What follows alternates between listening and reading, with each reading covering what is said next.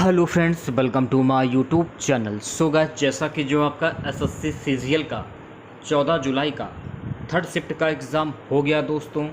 14 जुलाई third shift में पूछे गए सभी क्वेश्चन इस वीडियो में डिस्कस करेंगे, तो इस वीडियो को पूरा ज़रूर देखिए। वीडियो अच्छा लगे तो प्लीज़ वीडियो को लाइक और शेयर ज़रूर करें। और जो भी हमारे नए बच्चे हैं, जिन बच्चों ने चैनल को सब्सक्राइब नहीं किया है, तो प्लीज़ चैनल को सब्सक्राइब करके नोटिफिकेशन बेल ऑन करना ना भूलें। तो चलिए वीडियो को स्टार्ट करते हैं। पहला क्वेश्चन पूछा गया था, नीरज चोपड़ा का संबंध किस खेल से है। सो गाइस, नीरज चोपड़ा का संबंध भाला फेंक से है। नीरज चोपड़ा के बारे में कुछ बातें उन्हें जान लीजिए। नीरज चोपड़ा एक भारतीय ट्रैक एंड फील्ड एथलीट और भारतीय सेना में जूनियर कमीशनर अधिकारी हैं। नीरज चोपड़ा ने भाला फेंक प्रतियोगिता में भाग लिया और इन्होंने 2018 एशियाई खेलों में 88.06 मीटर के राष्ट्रीय रिकॉर्ड के साथ स्वर्ण पदक भी जीता है। उन्होंने 2018 राष्ट्रमंडल खेलों में स्वर्ण पदक जीता। वह 2016 के IAAF विश्व U20 अंडर 20 चैंपियनशिप थे और U20 चैंपियनशिप में 86.48 मीटर का विश्व जूनियर रिकॉर्ड बनाया। नीरज चोपड़ा को 2018 एशियाई खेलों में भारत के उद्घाटन समारोह में ध्वजवाहक के रूप में चुना गया था। यह भी फैक्ट आपको ध्यान में रखना है। एक क्वेश्चन पूछा गया था कि मुद्रा की फुल फॉर्म क्या होगी। तो देखिए, मुद्रा की फुल फॉर्म होती है micro units development and refinance agency. ये आपको ध्यान रखना है, यानी कि make to run the after. अगला क्वेश्चन गाइस पूछा गया था, सबसे बड़ा विधि अधिकारी कौन होता है। तो सबसे बड़ा विधि अधिकारी महान्यायवादी होता है। प्रथम की बात करें तो जो प्रथम विधि अधिकारी जो थे प्रथम, उनकी अगर हम बात करें तो प्रथम विधि अधिकारी थे MC सीतलवाड़। ये आपको ध्यान में रखना है, क्योंकि यहाँ से भी क्वेश्चन पूछा जा सकता है कि इस प्रथम विधि अधिकारी कौन थे। महाधिवक्ता किसी भारतीय में राज्य का सबसे बड़ा विधि अधिकारी होता है। जो महाधिवक्ता होता है, ये किसी भारतीय में राज्य का सबसे बड़ा विधि अधिकारी होता है। यह एक संवैधानिक पद है और भारतीय संविधान के अनुच्छेद 165 में इसके अधिकार का उल्लेख किया गया है। देखिए, महाधिवक्ता कानूनी मामलों में राज्य को सलाह देता है। केवल उच्च न्यायालय का न्यायाधीश ही महाधिवक्ता बनने के लिए योग्य व्यक्ति हो सकता है। यह भी फैक्ट आपको ध्यान में रखना है। दूसरी बात, महान्यायवादी भारत का सर्वोच्च विधि अधिकारी होता है। देखिए, अगला क्वेश्चन गाइस पूछा गया था, बांग्लादेश एवं भारत के मध्य राष्ट्रीय जलमार्ग नेशनल वाटरवे कौन सा है। तो राष्ट्रीय जलमार्ग 2 यानी कि NW2।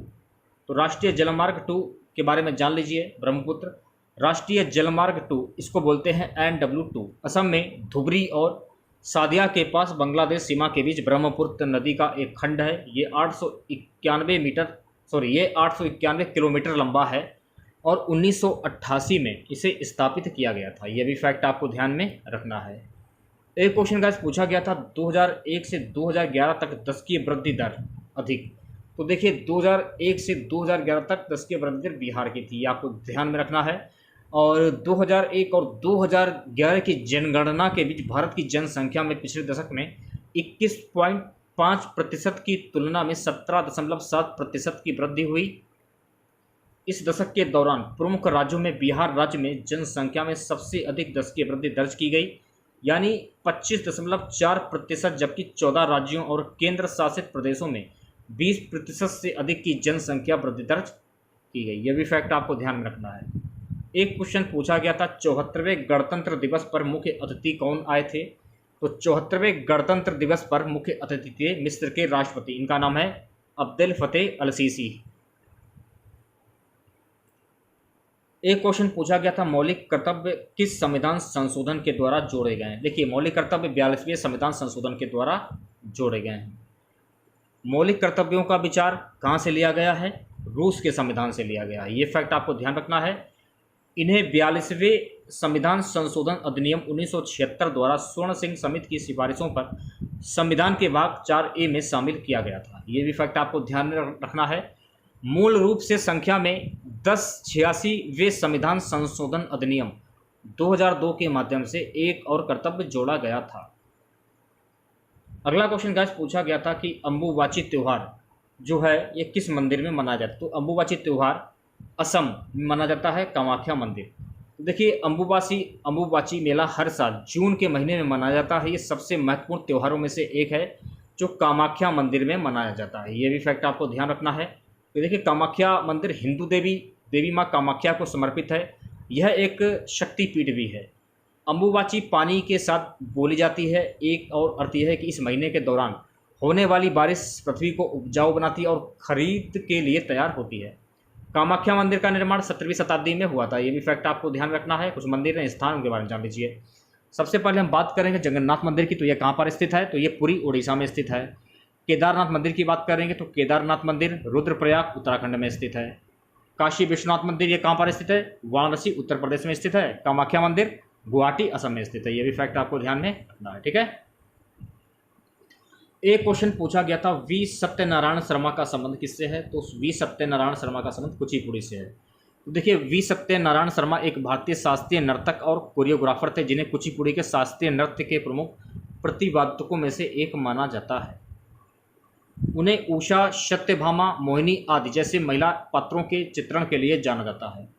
भारत सरकार ने उन्हें 1970 में चौथे सर्वोच्च नागरिक सम्मान पद्मश्री से सम्मानित किया था। यह भी फैक्ट आपको ध्यान रखना है।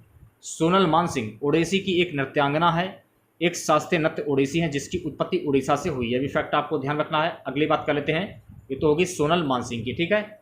आप जान लीजिए एलम इडरा देवी।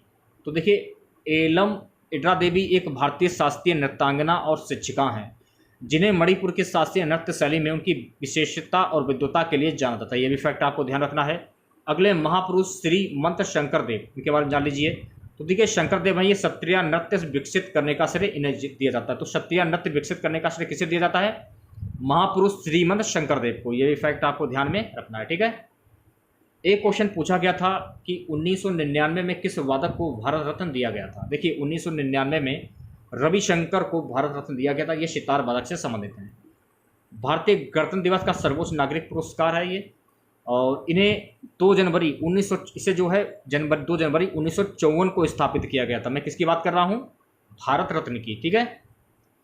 भारत रत्न की सिफारिश प्रधानमंत्री द्वारा राष्ट्रपति को की जाती है, जिसमें प्रतिवर्ष पुरस्कृत होने वाले अधिकतम 3 नामांकित व्यक्ति होते हैं। प्राप्तकर्ताओं को राष्ट्रपति द्वारा हस्ताक्षरित एक सनद, प्रमाण पत्र और एक पीपल के पत्ते के आकार का पदक प्राप्त होता है। देखिए यहाँ से क्वेश्चन और बन जाता है कि जो आपका जो ये बोलते हैं भारत रत्न में जो चिन्ह होता है, किस चीज़ का चिन्ह होता है? ऑप्शन में बरगद का दिया जाता है, बरगद का या पीपल के पत्ते का। तो आपको ध्यान में रखना है कि पीपल के पत्ते की आकृति होती है। ये भी आपको ध्यान में रखना है। अब देखिए 1990 में किन्हें दिया गया था भारत रत्न? जेपी नारायण मरणोपरांत दिया गया था। अमर्त्य सेन को दिया गया था। लोकप्रिया गोपीनाथ बोरदोलोई मरणोपरांत दिया गया था। पंडित रविशंकर को भी दिया गया था भारत रत्न। 1954 में किन्हें दिया गया था? पहली बार सर्वपल्ली राधाकृष्णन को दिया गया था, सी राजगोपालाचारी को दिया गया था, सीवी रमन को दिया गया था। 2019 में अंतिम बार यह पुरस्कार किन्हें दिया गया था? नानाजी देशमुख मरणोपरांत, भूपेन हजारिका मरणोपरांत, प्रमण मुखर्जी, इनको भी ये दिया गया था। एक क्वेश्चन देखिए आपका विटामिन डी से संबंधित एक क्वेश्चन पूछा गया था। तो विटामिन डी के बारे में जान लीजिए कुछ महत्वपूर्ण। देखिए यहाँ से एक क्वेश्चन बन जाता है कि विटामिन डी की कमी से कौन सा रोग होता है? तो विटामिन डी की कमी से रिकेट्स रोग होता है। जो रिकेट्स रोग होता है बच्चों में हड्डियों का मुलायम और कमज़ोर होना, यह अत्यधिक और लंबे समय तक विटामिन डी की कमी के कारण होता है। विटामिन डी बच्चे के शरीर को भोजन से कैल्शियम और फास्फोरस को अवशोषित करने में मदद करता है। और कुछ रोग हैं, कुछ होने वाले रोग, उनके बारे में जान लीजिए। विटामिन ए, इसका रासायनिक नाम क्या होता है? तो देखिए विटामिन ए का रासायनिक नाम होता है रेटिनॉल, और इसकी कमी से कौन सा रोग होता है? रतौंधी। और स्रोत कौन कौन से होते हैं? मछली और डेयरी उत्पाद। विटामिन V1 का रासायनिक नाम क्या है? थायमिन। इसकी कमी से कौन सा रोग होता है? बेरी रोग होता है।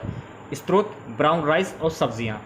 विटामिन V2 का रासायनिक नाम राइबोफ्लोविन, और इसकी कमी से कौन सा रोग होता है? तो इसकी कमी से अरिबोफ्लोविनिसिस रोग होता है। स्रोत केले, डेयरी उत्पाद। विटामिन V9 का रासायनिक नाम क्या है? तो विटामिन V9 का रासायनिक नाम है फोलिक एसिड, और इसकी कमी से कौन सा रोग होता है? इसकी कमी से मेगालोब्लास्टिक एनीमिया रोग होता है।